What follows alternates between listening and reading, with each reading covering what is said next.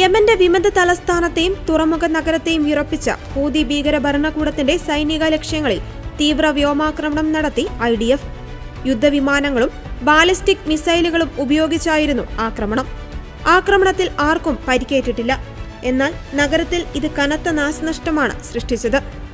കഴിഞ്ഞ ഒരു വർഷമായി ഹൂതി ഭീകര ഭരണകൂടം ഇറാന്റെ സഹായത്തോടെ ഇസ്രായേൽ ഭരണകൂടത്തെയും ഇസ്രായേൽ സിവിലിയന്മാരെയും ആക്രമിക്കുന്നതിനായി ഇറാഖുമായി സഹകരിച്ചു വരികയായിരുന്നു.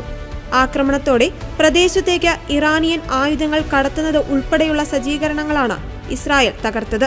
IDF പറയുന്നതനുസരിച്ച് ഇസ്രായേലിൽ നിന്ന് ഏകദേശം 2000 കിലോമീറ്റർ ദൂരപരിധിയിൽ സഞ്ചരിക്കുവാൻ കഴിയുന്ന യുദ്ധവിമാനങ്ങൾ, ചാരവിമാനങ്ങൾ എന്നിവ ഉൾപ്പെടെ യമനിലെ ആക്രമണത്തിൽ പങ്കെടുത്തിരുന്നു. ഒറ്റ രാത്രി കൊണ്ട് ഹൂതികളുടെ ലക്ഷ്യസ്ഥാനങ്ങൾ മുഴുവൻ ഇസ്രായേൽ ആക്രമിച്ചതിന് പിന്നിൽ ഹൂതികളോടുള്ള ഇസ്രായേലിന്റെ തീർത്താ തീരാത്ത പകയുമുണ്ട്.